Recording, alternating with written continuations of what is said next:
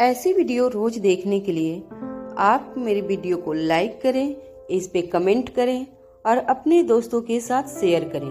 और हाँ, अगर आप इस चैनल पे नए हैं तो इसे सब्सक्राइब करना ना भूलें। रीना का रवैया देखकर अनिका को इतना तो यकीन हो गया था कि रीना जो कुछ भी कह रही थी या कर रही थी वह सुकेश के इशारे पर कर रही थी। अनिका को धीरे धीरे टी पो पर रखी हुई केक पर भी शक होने लगा था। अनिका को अपने बच्चों पर इस वक्त काफी ज्यादा प्राउड फील हो रहा था। अनिका ने अपने बच्चों को जो इंस्ट्रक्शन दिए थे वह अच्छी तरह से उसे फॉलो कर रहे थे। बच्चों ने अनिका की इजाजत के बगैर केक को हाथ तक नहीं लगाया था। अनिका अच्छी तरह से जानती थी कि नन्ही सी रिया को केक कितनी पसंद थी, मगर रीना की लाई हुई केक सामने होने के बावजूद रिया ने उसे हाथ भी नहीं लगाया था। रीना अच्छी तरह से जानती थी कि वह अपनी मम्मी की मर्जी के बिना किसी भी अनजान व्यक्ति की दी हुई चीजें नहीं खा सकती थी। हालांकि अनिका अच्छी तरह से जानती थी कि रीना उन लड़कियों में से नहीं थी जिसके मन में कोई पाप है, मगर आज रीना का अजीब बर्ताव देखकर अनिका को ऐसा लगने लगा था जैसे रीना उसके घर में किसी मिशन से आई थी। सुकेश को बड़ी ही गौर से अनिका के घर के अंदर झांकता हुआ देखकर अनिका का शक यकीन में बदल गया था। अनिका की आंखों में जब रीना ने डाउट देखा तो अचानक अपनी जगह से खड़े होकर मुस्कुराते हुए अनिका से रीना ने कहा, मुझे लगता है मुझे आप लोगों को अब अकेला छोड़ देना चाहिए। केक जरूर खाना, पसंद आए तो मुझे दीजिएगा, मैं बच्चों के लिए दोबारा बना दूंगी। रीना की बात सुनने के बाद अनिका केक की ओर देखने लगी। रीना समझ चुकी थी कि अनिका को शक था कि केक में कुछ मिलाया गया था, इसलिए अनिका और बच्चों का शक दूर करने के लिए अपने ही केक से एक छोटा सा टुकड़ा अपने मुंह में डालकर रीना ने कहा, मैं समझ सकती हूँ कि आजकल सिचुएशन कैसी है, खासकर 3 बच्चों के साथ इस तरह पराये देश में रहना कितना मुश्किल हो सकता है। यह मैं अच्छी तरह से जानती हूँ। आपकी तसल्ली के लिए यह एक टुकड़ा मैंने खाया है। उम्मीद करती हूँ कि आपको भी केक पसंद आएगा। यह कहने के बाद रीना बिना रुके मेन डोर से बाहर चली गई। रीना काफी तेजी से मेन गेट से बाहर निकलकर अपने घर के बरामदे तक जा पहुंची। अनिका बड़ी ही ध्यान से पर्दे और खिड़की के बीच के गैप से रीना और सुकेश को देख रही थी। जैसे ही रीना अपने घर के बरामदे में पहुंची, उसने सीधे सुकेश का हाथ कसकर पकड़ लिया और सुकेश के कान में कुछ कहा। सुकेश ने भी रीना की पीठ पर हाथ रखते हुए उसे शांत किया। इस हरकत से अनिका एक बात तो अच्छी तरह समझ गई थी कि रीना बस एक कठपुतली थी जो सुकेश के इशारों पर अनिका के घर आई थी। हालांकि अनिका ने इस पूरे इंसिडेंस को ज्यादा इम्पोर्टेंस नहीं दी। उसने सोचा कि शायद यह भी हो सकता था कि सुकेश अब तक यह जान चुका है कि अनिका एनटीटी कंपनी में कोई बहुत इम्पोर्टेंट पोजीशन पर बैठे इंसान को अच्छी तरह से जानती थी, इसलिए अपने बॉस के पहचान वाले को खुश रखने के लिए सुकेश शायद यह सब कुछ कर रहा हो। बच्चों के साथ कुछ देर तक वक्त गुजारने के बाद अनिका ने बच्चों को उनके कमरे में सुलाया और फिर अपने कमरे में जाकर सो गई। वहां उत्सव यूनिवर्सिटी में रात के 11 बजे थे। सारे स्टूडेंट बड़े ही ध्यान से अपना काम कर रहे थे। घड़ी में 11 बजते ही प्रोफेसर एलिस के दिल की धड़कन तेज हो गई। उन्होंने अपनी लैब का दरवाजा खोलकर पूरी कॉरिडोर का मुआवजा किया। तब उन्हें इस बात का एहसास हुआ कि पूरे फ्लोर पर उनके लेबोरेटरी के अलावा सभी लेबोरेटरी के प्रोफेसर और स्टूडेंट जा चुके थे। स्पेशल डिपार्टमेंट ने जो अलर्ट नोटिस जारी किया था, उसी के बाद सब लोग अपना अपना काम रोककर लेबोरेटरी छोड़कर घर जा चुके थे। उत्सव यूनिवर्सिटी का कैंपस बहुत बड़ा था और इस वक्त कैंपस पर सारे क्लासरूम बंद थे, जिसकी वजह से दूर दूर तक अंधेरा और सन्नाटा छाया हुआ था। यह दृश्य देखकर प्रोफेसर एलिस के दिल की धड़कन काफी तेज होने लगी थी। कुछ देर कॉरिडोर में अपने कदम आगे बढ़ाने के बाद प्रोफेसर एलिस ने अपने कदम रोक लिए। जब उन्होंने आसपास अपनी नजरें घुमाई तो चारों तरफ सिर्फ अंधेरा और सन्नाटा नजर आ रहा था। हवा की हल्की सी सरसराहट से भी प्रोफेसर एलिस के दिल की धड़कन जैसे किसी बुलेट ट्रेन की स्पीड पकड़ लेती थी। वो इतने घबराए हुए लग रहे थे कि उन्होंने वापस अपनी लेबोरेटरी में चले जाना ही बेहतर समझा। वहां कम से कम वह अपने स्टूडेंट के सामने रहते, इसलिए प्रोफेसर एलिस कॉरिडोर में कुछ ही कदम आगे बढ़ाने के बाद दौड़कर अपने लेबोरेटरी के अंदर चले गए। लेबोरेटरी में आते ही प्रोफेसर एलिस ने लेबोरेटरी का दरवाजा बंद कर लिया। रात के सन्नाटे में प्रोफेसर एलिस को उस खतरनाक सीरियल किलर का आभास हर जगह होने लगा था। मगर जैसे ही अपनी लेबोरेटरी में आने के बाद प्रोफेसर ने अपने स्टूडेंट को काम करते हुए देखा तो उनकी जान में जान आई। लेबोरेटरी का दरवाजा बंद करने के बाद प्रोफेसर अपनी चेयर पर जाकर बैठ गए। देखते ही देखते घड़ी की सुइयां सुबह 5 बजे का वक्त दिखाने लगी। खिड़की से बार बार हल्की हल्की रोशनी भी नजर आने लगी। सुबह का समय होता हुआ देखकर प्रोफेसर ने लंबी राहत की सांस छोड़ी। प्रोफेसर को ऐसा लगने लगा था जैसे उनके मुंह से फिर से जबान आ गई थी। पूरी रात चुप रहने के बाद जब प्रोफेसर एलिस का कॉन्फिडेंस बढ़ा तो सारे बच्चों की ओर देखकर प्रोफेसर ने कहा, देखा तुम लोग भी, अगर उन स्पेशल डिपार्टमेंट वालों की बात मानकर उस अनजान सीरियल किलर से डरकर बाकी लोगों की तरह चले गए होते तो हम हमारा कीमती वक्त गंवा चुके होते। मैंने कहा था ना, तुम लोगों से कोई सीरियल किलर वगैरह नहीं है। यह सिर्फ डॉक्टर अमृता की साजिश है, मुझे अपना एक्सपेरिमेंट पूरा करने से रोकने के लिए। तुम देख लेना, मैं आज ही हायर अथॉरिटी से बात करके स्पेशल डिपार्टमेंट के ऑफिसरों को कंप्लेन करूंगा। मैं इस तरह अपने कैंपस में डॉक्टर अमृता की मनमानी नहीं चलने दूंगा। देखते ही देखते सुबह के 7:30 बज गए। सारी यूनिवर्सिटी में चहल पहल होने लगी। जो स्टूडेंट यूनिवर्सिटी कैंपस के ही हॉस्टल में रुके थे वह लोग तैयार होकर अपनी अपनी क्लास अटेंड करने यूनिवर्सिटी कॉलेज की बिल्डिंग की ओर दौड़ते हुए नजर आ रहे थे। कुछ प्रोफेसर अपनी कार पार्किंग लॉट में कार पार्क करने के बाद तेजी से अपने क्लास की ओर आगे बढ़ रहे थे। सब कुछ बिल्कुल नॉर्मल नजर आ रहा था। यूनिवर्सिटी में हमेशा की तरह सवेरा होते ही चारों तरफ बच्चों का शोर फैल गया। कुछ बच्चे यूनिवर्सिटी ग्राउंड में फुटबॉल खेलते हुए भी नजर आ रहे थे। जब प्रोफेसर एलिस ने यह सब कुछ देखा तब वह सीधे कॉलेज डीन की ऑफिस में चले गए और उन्होंने स्पेशल डिपार्टमेंट की ऑफिसर भूमिका की कंप्लेन लॉन्च कर दी। प्रोफेसर एलिस ने डीन से कहा, सर, यह स्पेशल डिपार्टमेंट के नाम पर हमें बेवकूफ बनाया जा रहा है। मुझे तो लग रहा है यह किसी की बहुत गहरी साजिश है और हमें जल्द से जल्द इस साजिश से पर्दा उठाना होगा। बाकी प्रोफेसर भी भूमिका के कहने पर सीरियल किलर के डर से अपना अपना एक्सपेरिमेंट रोक कर घर चले गए थे। उन सभी ने भी डीन के पास आकर कंप्लेन करते हुए कहा, सर, हम सब का प्रोजेक्ट इस वक्त बेहद नाजुक मोड़ से गुजर रहा है। अगर इस तरह से बिना कारण हमारा प्रोजेक्ट रोका गया तो हमें बहुत नुकसान हो सकता है। हमारे प्रोजेक्ट के साथ साथ यूनिवर्सिटी का भी नाम जुड़ा हुआ है। अगर इस तरह कोई स्पेशल डिपार्टमेंट के नाम पर हमें डरा धमका कर हमारे प्रोजेक्ट रोकने की कोशिश कर रहा है तो मुझे लगता है कि हमें ऐसे ऑफिसर्स की हायर अथॉरिटी में कंप्लेन करनी चाहिए। यूनिवर्सिटी के डीन इतने सारे प्रोफेसर की कंप्लेन को झुठला नहीं सकते थे और इसीलिए उन्होंने ऑफिसर भूमिका को कॉल लगाकर अपने केबिन में बुलाया। जब भूमिका डीन साहब के केबिन के अंदर पहुंची तो डीन ने अपनी जगह से उठकर भूमिका से कहा, देखिए ऑफिसर, आपके कहने पर मैंने आपको पूरे कैंपस की अथॉरिटी सौंप दी, मगर मुझे लगता है कि आपसे कोई गलती हो रही है। देखिए, आपने मुझसे कहा था कि वह खतरनाक सीरियल किलर हमारे कैंपस में घुस चुका है। आपने यह भी कहा था कि वह हर रोज किसी न किसी की जान लेगा, मगर बीती रात ऐसा कुछ भी नहीं हुआ। न किसी पर हमला हुआ और न ही उस सीरियल किलर का नाम मुनिशान नजर आया। देखिए, आप स्पेशल डिपार्टमेंट से हैं, आपकी सहायता करना मेरा फर्ज है। एक अच्छा नागरिक होने के नाते हमारे सिक्योरिटी डिपार्टमेंट की मदद करना हमारा फर्ज बनता है, मगर इस बार मुझे लगता है कि आपसे बहुत बड़ी चूक हो गई है। मुझे लगता है इस बार आपकी इंफॉर्मेशन गलत थी। डीन साहब की बात को सुनकर भूमिका गहरी सोच में पड़ गई। वो समझ नहीं पा रही थी कि आखिर उस शक्तिशाली गेंडे ने हमला क्यों नहीं किया। भूमिका अच्छी तरह से जानती थी कि मर्डर करने के लिए शक्तिशाली गेंडे की एक पैटर्न थी और उसे बीती रात ऐसा कोई पैटर्न नहीं अपनाया था, मगर ऐसा क्यों हुआ था यह बात भूमिका की समझ के बाहर थी।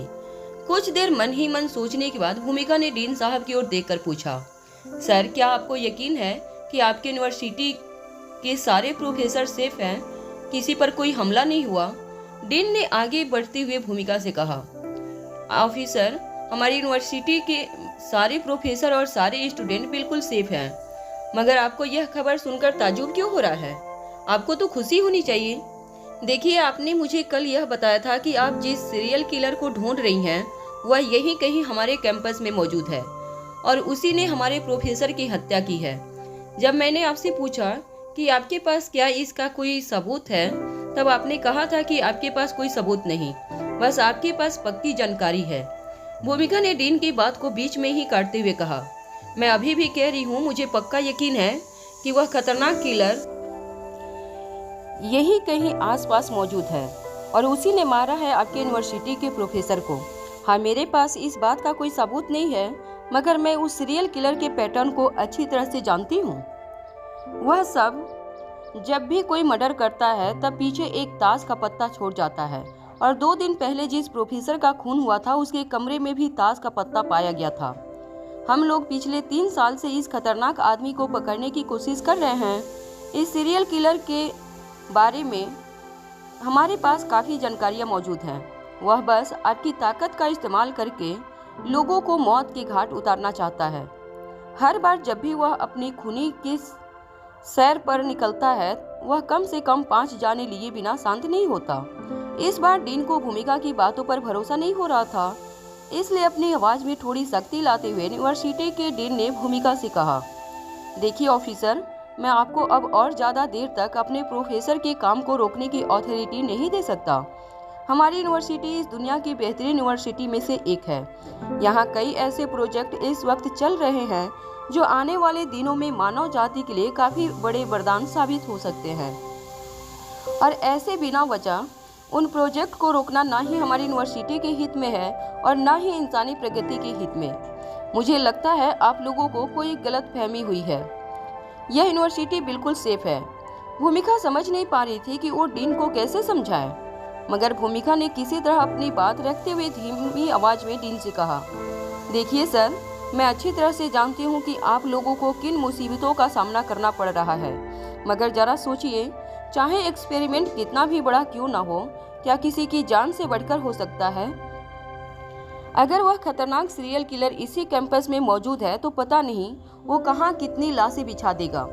प्रोफेसर और बच्चों की सिक्योरिटी डीन के लिए सबसे ज़्यादा मैटर करती थी, इसलिए फिर एक बार भूमिका का कहा मानते हुए डीन ने कहा, ठीक है ऑफिसर, मैं आपको आज रात फिर से चार्ज देता हूँ, मगर याद रखना सिर्फ आज रात के लिए।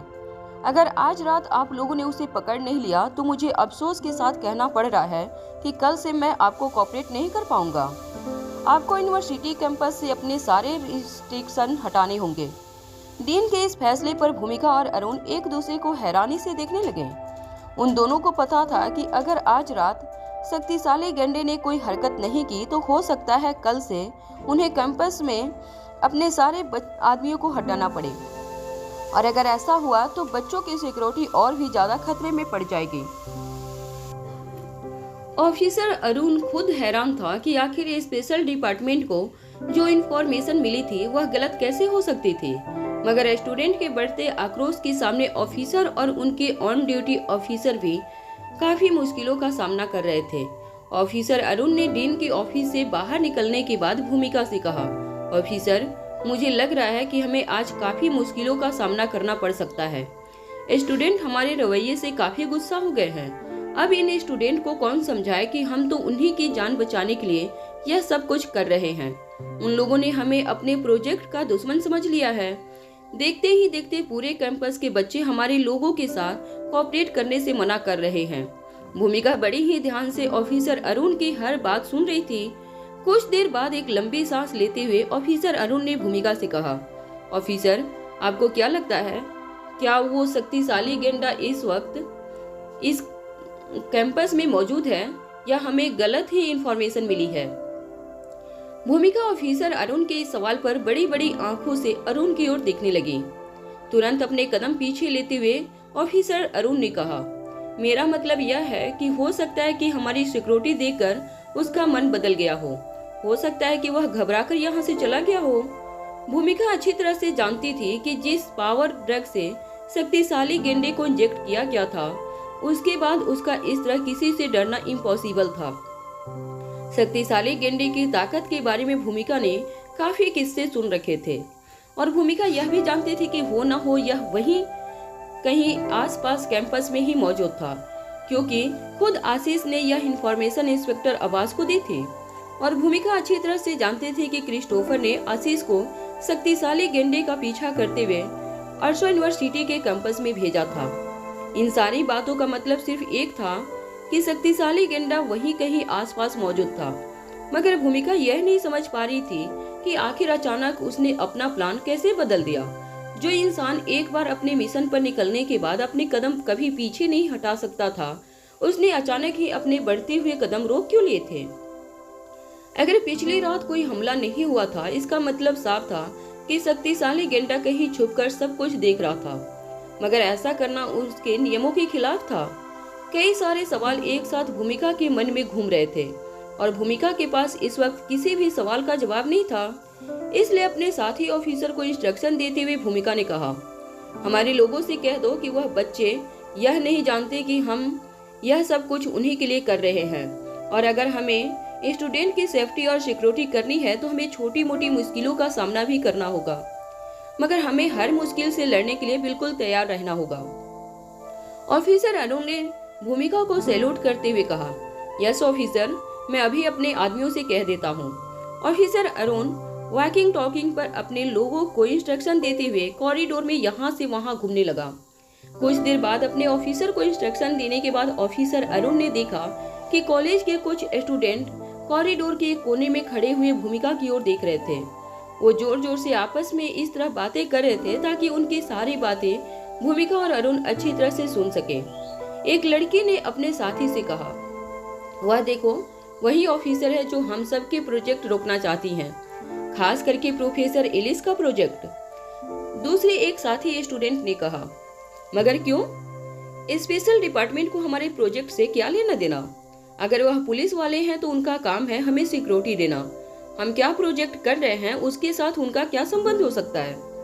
तभी एक लड़के ने इस बात का जवाब देते हुए कहा, संबंध तो है, बहुत गहरा संबंध है, क्योंकि वह जो ऑफिसर दिखाई दे रही है ना तुम लोगों को, वो ऑफिसर डॉक्टर अमृता के रिश्तेदार है। वह ऑफिसर डॉक्टर अमृता की सिस्टर इन लॉ है और इसीलिए अपनी भाभी की मदद करने के लिए वह प्रोफेसर एलिस के एक्सपेरिमेंट को पूरी नहीं होने देना चाहती।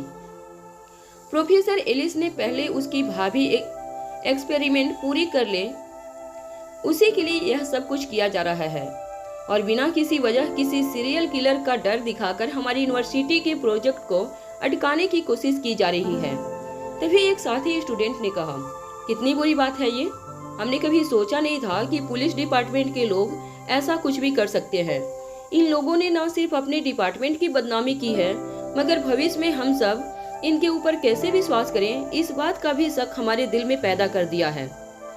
ऑफिसर अरुण उन स्टूडेंट की बात का करारा जवाब देना चाहता था, मगर जैसे ही उन स्टूडेंट की और उसने अपने कदम बढ़ाए, भूमिका ने अपने एक हाथ से ऑफिसर अरुण को आगे बढ़ने से रोक लिया और कहा, जाने दो उन लोगों को, स्टूडेंट्स हैं। इस वक्त अगर तुमने उन्हें कुछ भी कहने की कोशिश की तो वो पूरी यूनिवर्सिटी को अपने सर पर उठा लेंगे और पता नहीं कैसे कैसे इल्जाम हमारे डिपार्टमेंट में डाल देंगे।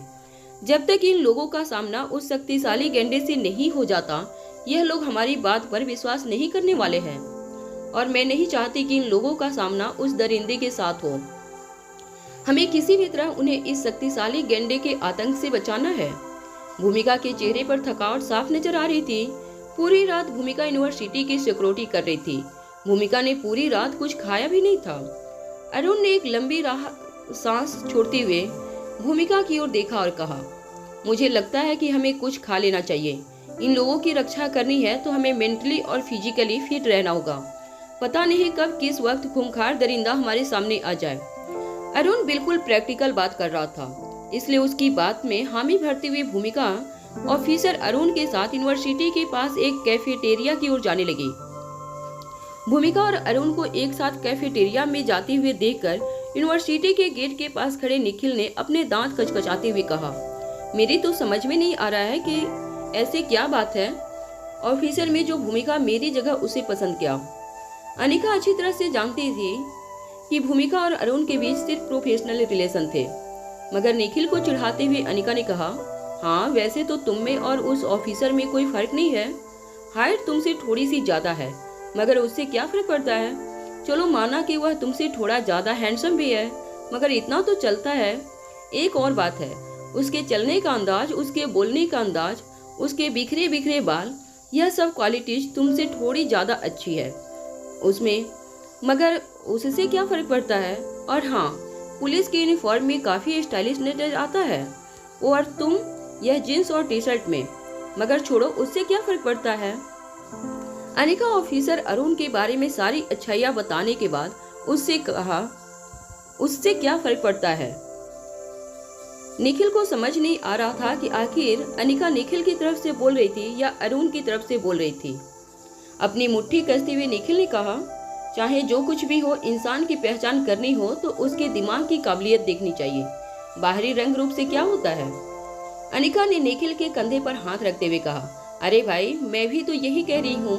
हो सकता है कि ऑफिसर अरुण दिमागी तौर पर तुमसे ज्यादा तेज हो, मगर मैं तो कहती हूँ कि इससे पहले कि अनिका इस बात को पूरा कर पाती, निखिल ने बड़ी बड़ी आंखों से अनिका की ओर देखा और कहा, उसे क्या फर्क पड़ता है ना। इस बार अनिका बस निखिल को सामने देखकर मुस्कुराने लगी। निखिल ने अपनी बात आगे बढ़ाते हुए अनिका से कहा, चाहे वह लड़का मुझसे कितना भी अच्छा क्यों ना हो, मैं अच्छी तरह से जानता हूँ अपनी भूमिका को। भूमिका सिर्फ मुझे चाहती है, मुझे प्यार करती है, वह किसी के लिए मुझे नहीं छोड़ सकती। निखिल की बातों में सीरियसनेस थी, इसलिए अनिका ने भी निखिल की बात को सीरियसली लेते हुए कहा, देखो निखिल, मैं तुम्हारी फीलिंग अच्छी तरह से समझ पा रही हूँ, मगर यह बताओ, अभी अभी तुमने जो बात कही वह तुम इतने यकीन के साथ कैसे कह सकते हो। हो सकता है कि उसे तुम पहले अच्छे लगते थे, अब ना लगते हो, अब उसे कोई और अच्छा लगने लगा हो। जैसे ही अरुण ने यह बात कही, भूमिका और अरुण दोनों ही फटी हुई आंखों से एक दूसरे को देखने लगे। ऐसा लग रहा था जैसे दोनों को अचानक ही कोई बात बिजली की तरह चमकी थी।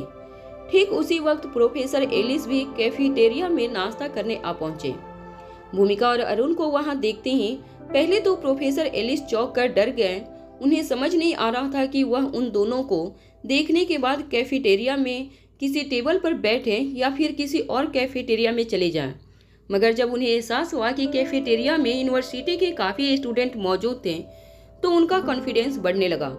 सारे स्टूडेंट प्रोफेसर एलिस को देखते ही अपनी अपनी जगह से खड़े होकर उन्हें एक एक करके ग्रीट करने लगे।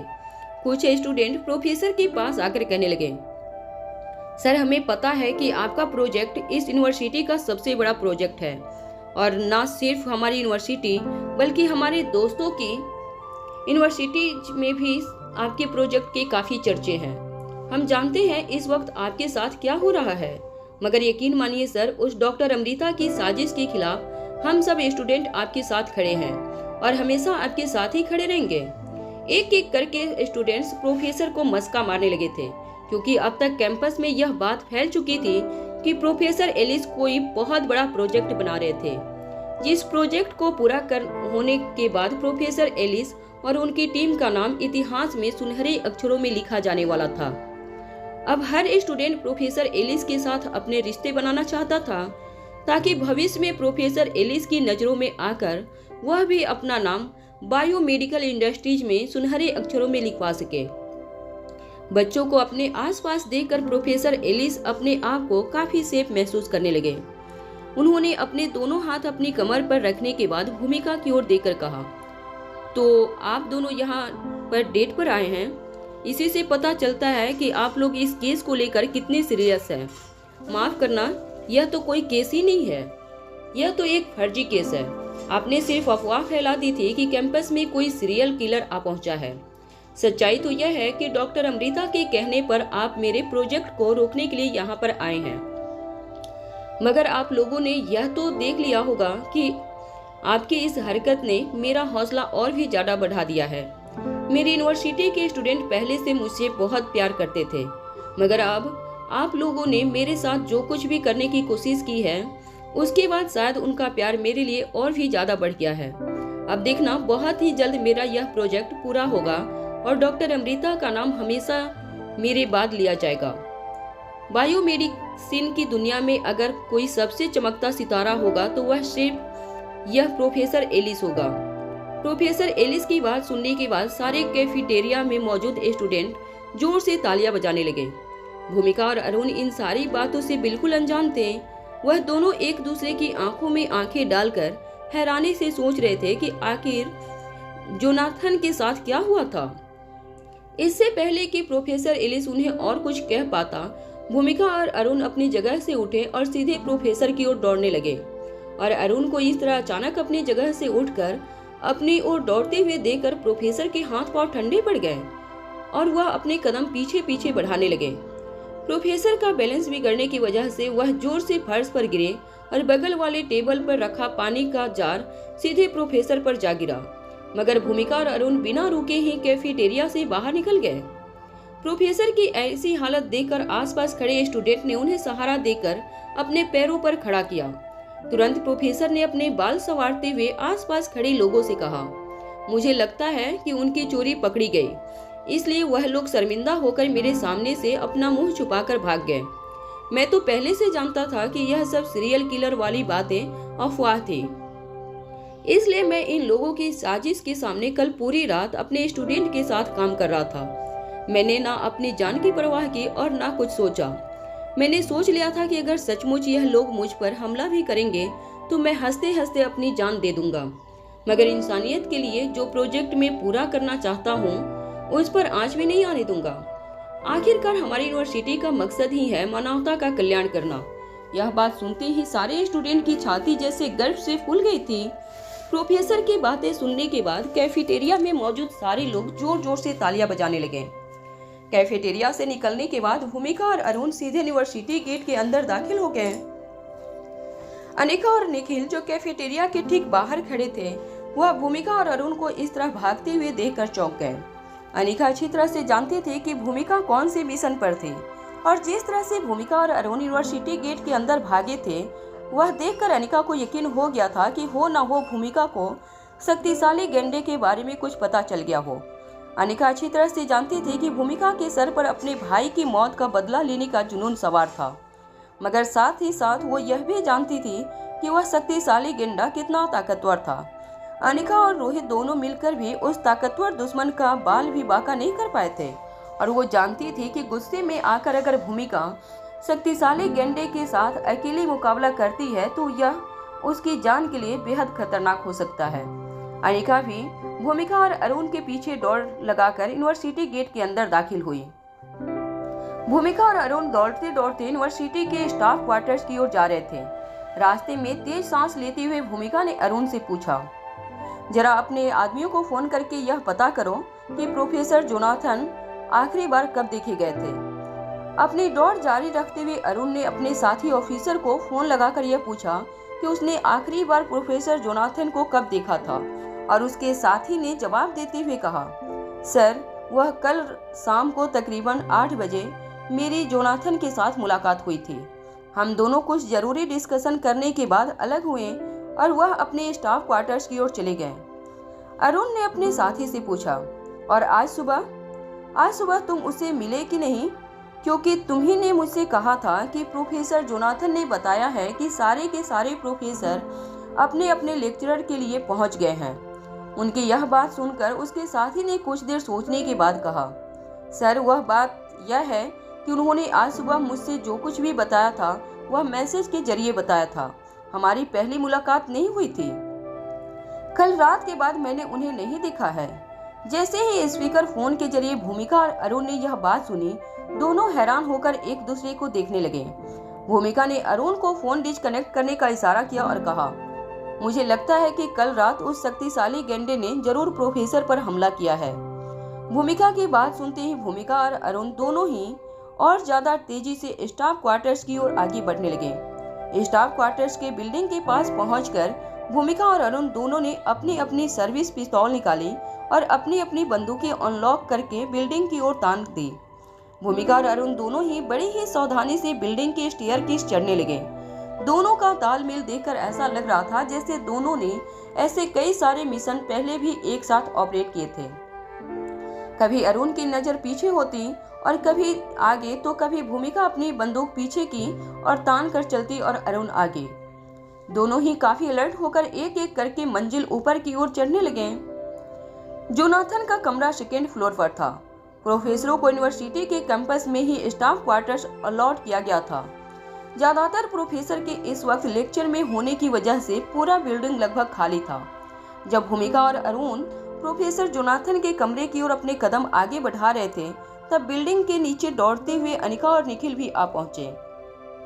निखिल और अनिका ने जब यूनिवर्सिटी गेट पर भूमिका और अरुण की आंखों में पैनिक देखा, तभी वह लोग समझ गए थे कि जरूर भूमिका और अरुण को खतरनाक शक्तिशाली गेंडे के बारे में कोई इन्फॉर्मेशन मिली थी और इसीलिए दोनों इस तरह से भाग कर जा रहे थे।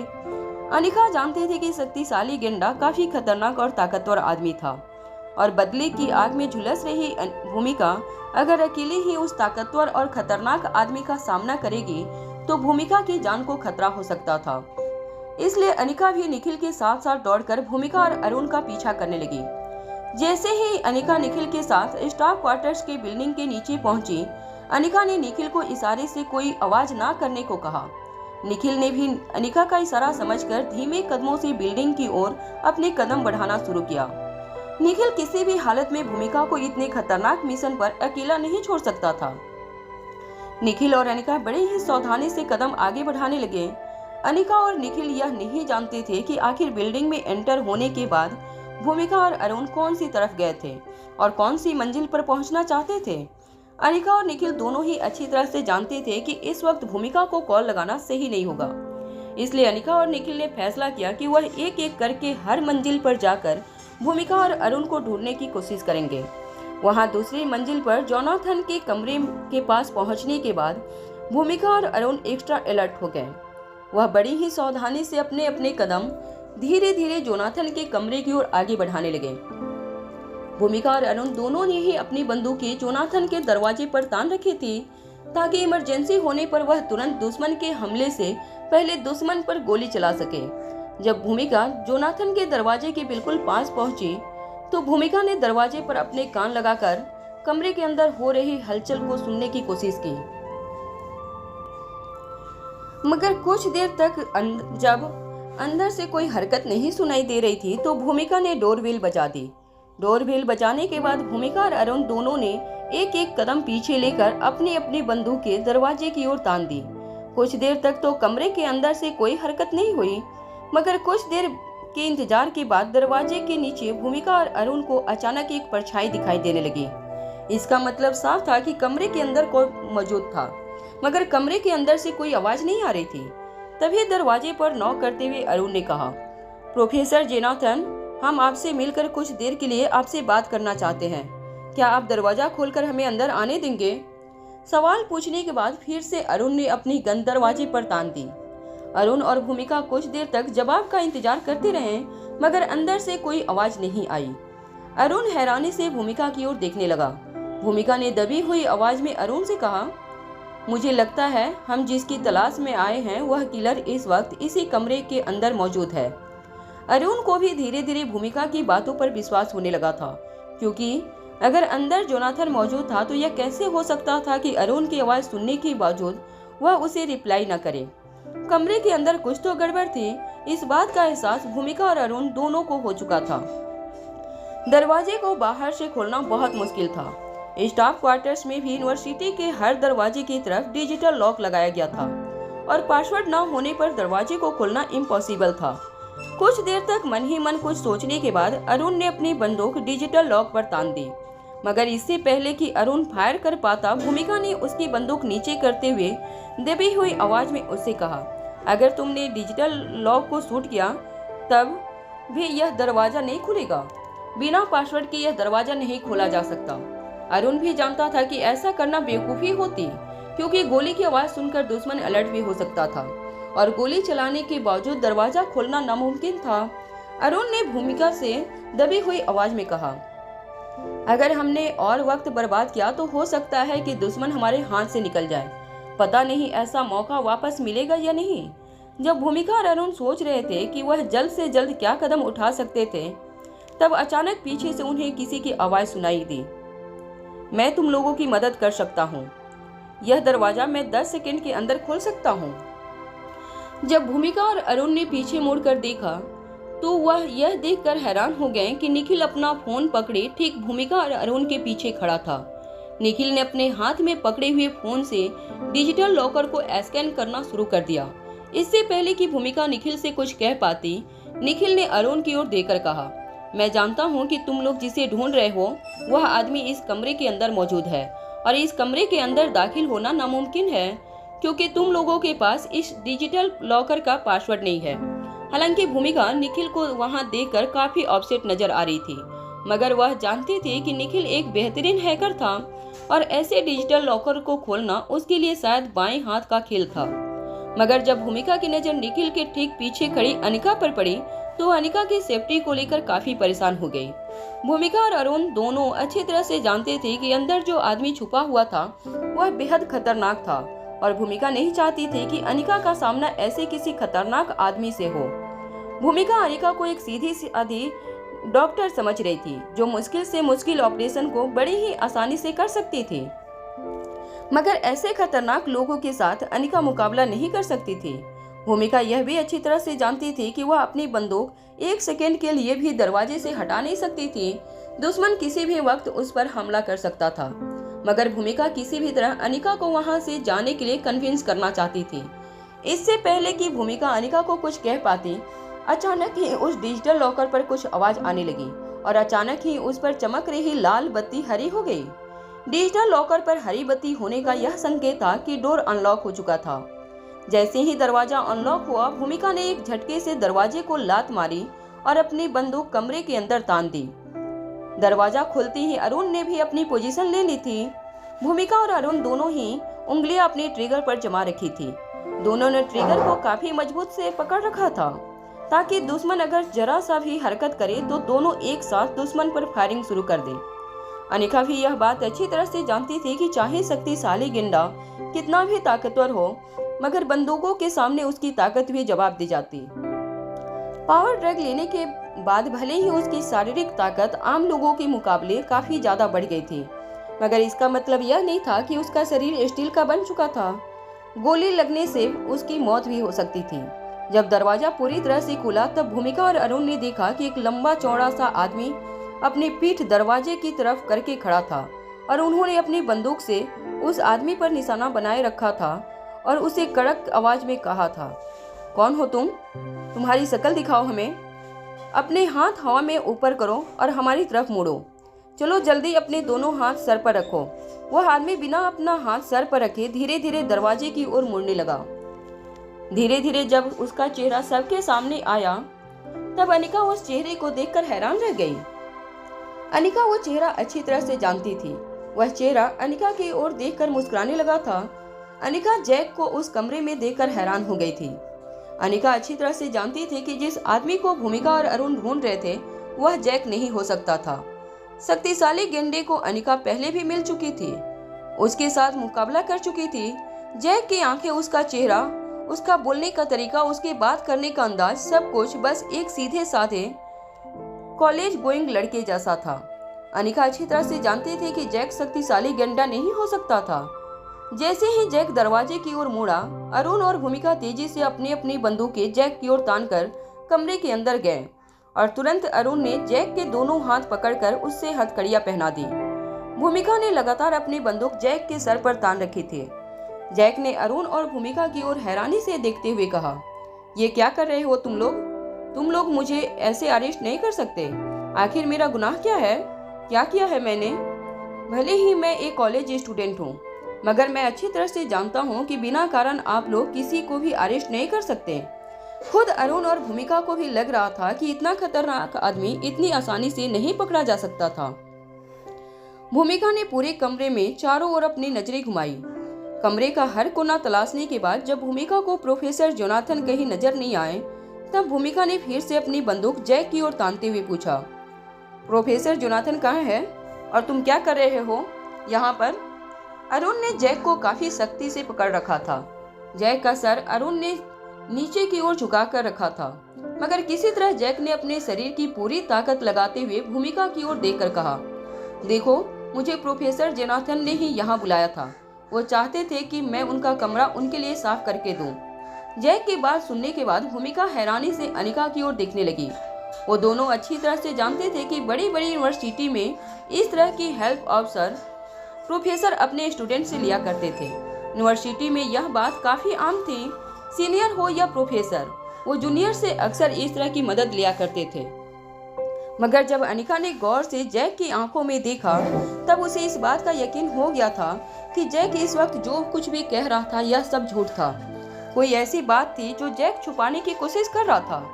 यही बात भूमिका और अरुण ने भी नोटिस कर लिया था, इसलिए अरुण ने जोर से जैक का चेहरा पकड़कर सीधा बिस्तर पर उसे पछाड़ दिया।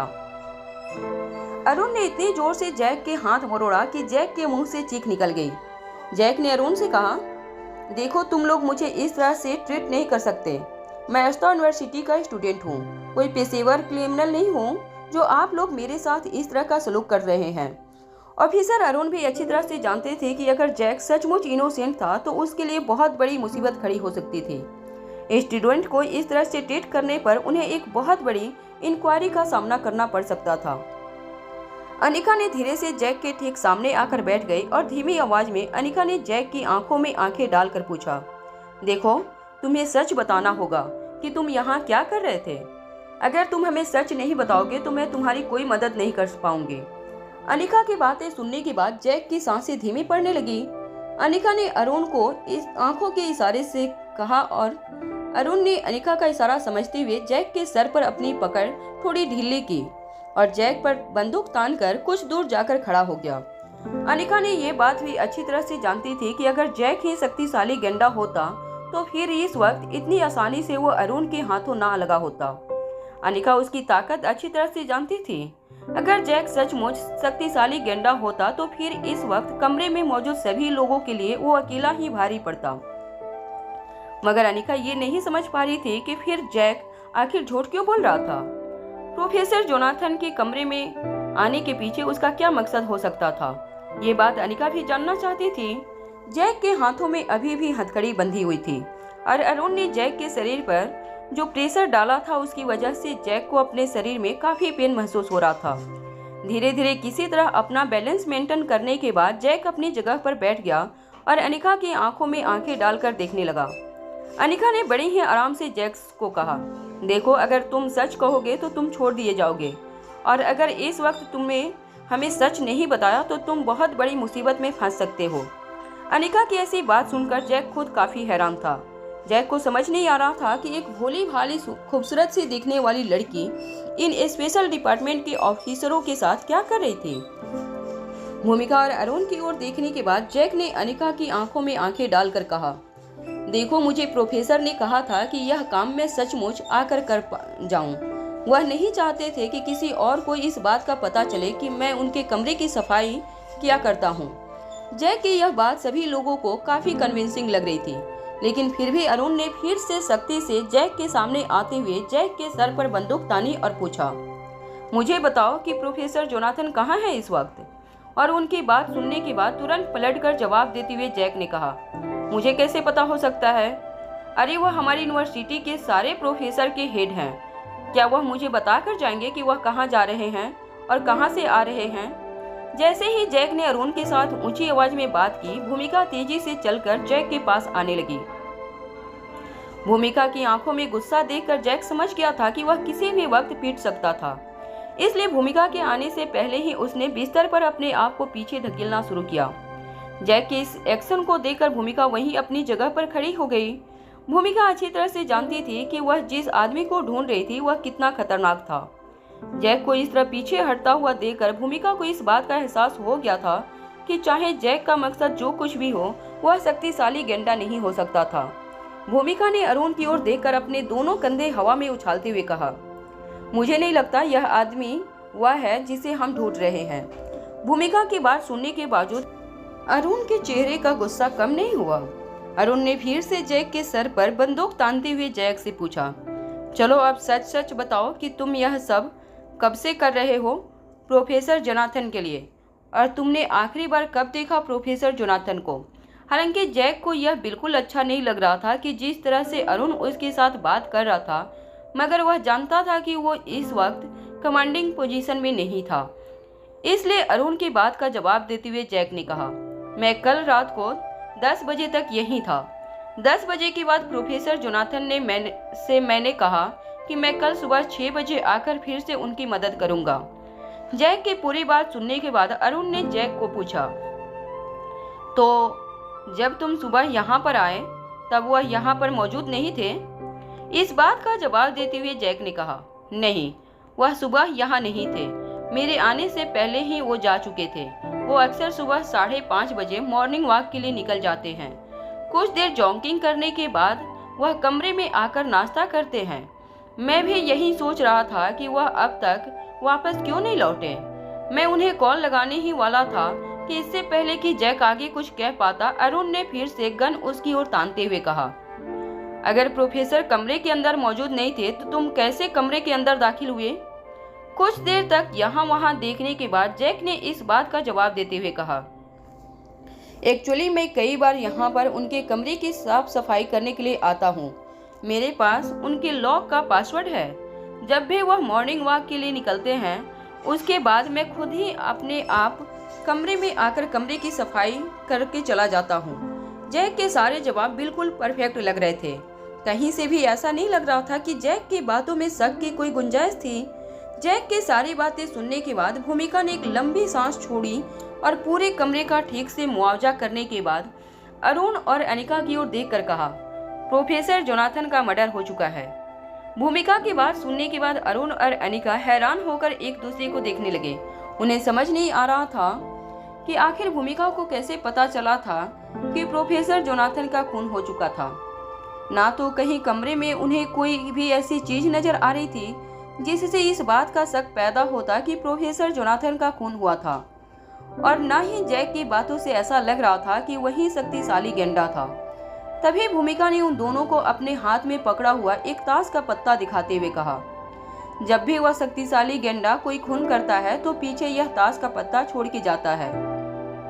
इस कमरे में इस ताश के पत्ते का होना इस बात का सबूत है कि प्रोफेसर जोनाथन का खून हो चुका है। भूमिका के हाथ में वो ताश का पत्ता देखकर सारी बात अरुण के समझ में आ गई थी। अरुण ने अपना एक हाथ सिर पर रखने के बाद भूमिका से पूछा, अगर ऐसा है तो फिर प्रोफेसर जोनाथन की लाश कहाँ पर है? मन ही मन कुछ सोचने के बाद भूमिका ने अरुण से कहा, एक काम करो, सर्विस लेंस कैमरा चेक करो, देखो कहीं कोई सुराग मिलता है क्या। पिछली पूरी रात अरुण और भूमिका ने खुद कैंपस में और खासकर स्टाफ क्वार्टर्स पर नजर बनाए रखी थी। यह पॉसिबल ही नहीं था कि उनकी नजरों में धूल झोंककर कोई स्टाफ क्वार्टर में घुस जाए। अपने साथियों की मदद से अरुण ने यूनिवर्सिटी की सर्विस लेंस कमरे की फुटेज अपने फोन पर मंगवा लिए और उन्हें बारीकी से चेक करने लगा।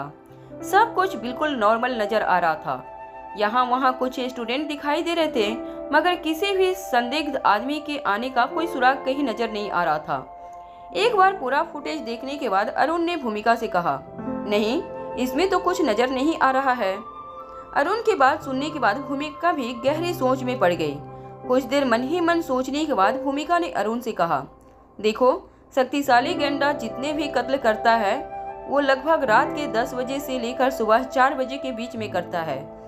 तुम उन 6 घंटे की फुटेज बड़े ही ध्यान से देखो, शायद इस बार कोई सुराग मिल जाए। इससे पहले कि अरुण फिर से भूमिका से के कहे वक्त पर फुटेज चेक करता, भूमिका ने अरुण से कहा, हाँ, मगर इस बार फास्ट फॉरवर्ड करके मत देखना। मैं जानती हूँ 6 घंटे लगातार फुटेज देखना कितना मुश्किल हो सकता है, मगर तुम एक काम करो, बड़े ही धीरे धीरे से बड़े ही ध्यान से फॉरवर्ड करके देखना। मुझे यकीन है तुम्हें जरूर कोई सुराग मिलेगा। जब अरुण बड़े ही ध्यान से सीसीटीवी से मिली फुटेज को देखने लगा, तब अरुण अचानक ठीक पीछे खड़ी अनिका ने वीडियो में कुछ नोटिस किया। इससे पहले कि अनिका कुछ कह पाती, अनिका के ठीक बगल में खड़े निखिल ने अनिका को इशारे से शांत रहने को कहा। अनिका अच्छी तरह से जानती थी कि निखिल यहाँ अपने प्यार को वापस पाने के लिए आया था और अनिका भी उससे यह मौका नहीं छीनना चाहती थी, इसलिए अनिका बिना कुछ कहे शांत रही। निखिल आगे बढ़कर भूमिका से कहने लगा, मुझे लगता है कि 12:05 के बाद वाली फुटेज को बड़े ही ध्यान से देखना चाहिए आप लोगों को। निखिल का इस तरह इतने इम्पोर्टेंट केस के बीच में दखल अंदाजी करना भूमिका को बिल्कुल पसंद नहीं आया था, मगर भूमिका जानती थी कि ये केस बहुत ही सेंसिटिव था, इसलिए वह किसी भी क्लू को अनदेखा नहीं करना चाहती थी। निखिल के कहने पर अरुण ने वीडियो 12:05 पर फिर से ले जाकर पॉज कर दिया। निखिल ने फिर से वीडियो प्ले करते हुए भूमिका की ओर स्क्रीन घुमाकर कहा, देखो, इस वीडियो में जो खिड़की नजर आ रही है उस खिड़की पर चांद का रिफ्लेक्शन साफ नजर आ रहा है। अब मैं तुम्हें थोड़ा और पीछे ले जाता हूँ। 12 बजे ये देखो, यहाँ पर भी चांद का रिफ्लेक्शन बिल्कुल साफ नजर आ रहा है। चांद खिड़की के लेफ्ट से होते हुए राइट से निकल जाता है और लगभग 5 मिनट के अंदर चांद पूरी तरह से खिड़की के सामने से निकल जाता है। अब जरा गौर से ये 11 बजे वाली फुटेज को देखो। भूमिका और अरुण बड़े ही ध्यान से निखिल की बात भी सुन रहे थे और उनकी नजरें फोन के स्क्रीन पर ही जमी हुई थी। 11 बजे वाली फुटेज दिखाते हुए निखिल ने भूमिका से कहा, देखो यहाँ पर भी ठीक वही हो रहा है जो 12 बजे से लेकर 5 बजे तक की फुटेज में हो रहा है, और ये देखो 11 बजे भी वही सब कुछ हो रहा है। यहाँ पर देखो चांद लेफ्ट से होते हुए राइट से गुजर जाता है। एक ही रात में चांद 2 बार इस तरह से ट्रैवल कैसे कर सकता है? निखिल की बात सुनकर भूमिका और अरुण दोनों ही हैरान होकर एक दूसरे को देखने लगे। निखिल ने अपनी बात आगे बढ़ाते हुए कहा, इसका मतलब साफ है कि इस फुटेज के साथ छेड़खानी की गई है। इस वीडियो को बड़े ही सफाई से लूप पर डाला गया है। एक के बाद एक वही चीजें वापस रिपीट हो रही है। निखिल की पूरी बात सुनने के बाद अरुण ने जोर से अपना एक हाथ अपने माथे पर मारते हुए कहा, ओह माय गॉड, इसका मतलब यह है कि वो शक्तिशाली गंडा इस वक्त इस कैंपस में मौजूद है। भूमिका ने तुरंत अरुण से कहा, एक काम करो, तुम हमारी IT एक्सपर्ट टीम से कहकर कल रात 12 बजे के बाद वाली फुटेज निकलवा लो। भूमिका को ऐसा करने से रोकते हुए निखिल ने कहा, कोई फायदा नहीं है, असली फुटेज आप लोगों को कभी नहीं मिलेगी। निखिल की यह बात सुनकर भूमिका बड़े ही गुस्से से निखिल की तरफ देखने लगी। निखिल ने पूरी बात समझाते हुए अरुण और भूमिका से कहा, देखिए आप लोग जिसके पीछे पड़े हो वो आदमी बेहद शातिर है। वह जानता है कि आप लोग सर्विलांस कैमरा के जरिए उसे पकड़ने की कोशिश करेंगे, इसलिए उसने सारा इंतजाम पहले से कर रखा था। 12 बजे के बाद जरूर उसने वीडियोज को लूप पर लगा दिया है, मगर इसका मतलब यह नहीं कि 12 बजे के बाद वाली फुटेज सर्विलांस कैमरा की हार्ड ड्राइव पर मौजूद है। मगर 12 बजे के बाद हर कैमरे से रिकॉर्डिंग बंद कर दी गई है, और जो चीज रिकॉर्ड ही नहीं हुई उसे रिकवर करने का सवाल ही नहीं पैदा होता। निखिल की बातें भूमिका और अरुण को बहुत ज्यादा तकलीफ देने वाली थी। उन्हें ऐसा लग रहा था कि उनकी आंखों के सामने किसी ने इतना बड़ा क्राइम कर दिया और उन्हें पता भी नहीं चला। निखिल ने फिर से अपनी बात को आगे बढ़ाते हुए कहा, मुझे लगता है कि आप लोग जिस खतरनाक अपराधी को ढूंढने की कोशिश कर रहे हैं उसने भी आप पर नजर बनाए रखी है। उसे पता है कि आप लोगों के साथ एक बेहद चालाक IT एक्सपर्ट मौजूद है, और इसलिए उसने भी पहले से अपनी तैयारियां कर रखी है। जरूर उसके साथ वहां एक बेहद शातिर IT एक्सपर्ट मौजूद है, या तो वो खुद इस काम में बहुत माहिर है। अनिका ये बात सुनकर हैरान हो गई। अनिका एक बात अच्छी तरह से जानती थी कि गुलेरिया ग्रुप ऑफ इंडस्ट्रीज पर जब ब्यूमा ने साइबर अटैक किया था, तब अनिका ने गुलेरिया ग्रुप ऑफ इंडस्ट्रीज को उस साइबर अटैक से बचाया था। तब से लेकर अब तक अनिका खुद एक काफी बड़ी साइबर सिक्योरिटी एक्सपर्ट बन चुकी थी। यहाँ तक कि अनिका दुनिया की सबसे शक्तिशाली हैकर में से एक थी, और अनिका इतना अच्छे से जानती थी कि अगर उस वक्त उसका कोई मुकाबला कर सकता था तो वह सिर्फ रोहित मारवा की कंपनी में मौजूद उसका IT प्रोफेशनल था। रोहित ने हालांकि अनिका को कभी उसके बारे में कुछ बताया नहीं था, मगर अनिका अच्छी तरह से जानती थी कि उस वक्त रोहित के उस एम्प्लॉय ने स्पेशल डिपार्टमेंट के सिस्टम में घुसकर अनिका की मदद की थी। स्पेशल डिपार्टमेंट के सिस्टम को हैक करना इतना आसान काम नहीं था। अनिका के समझ में नहीं आ रहा था कि वह दुश्मन कौन था, और उसे भूमिका की हर चाल के बारे में किस तरह से पता था। निखिल की बातों से एक बात तो साफ थी कि दुश्मन जो कोई भी था उसे यह पता था कि अनिका भी भूमिका के साथ लंदन पहुंच चुकी थी। भूमिका और अनिका दोनों ही अपने अपने थॉट्स में थे।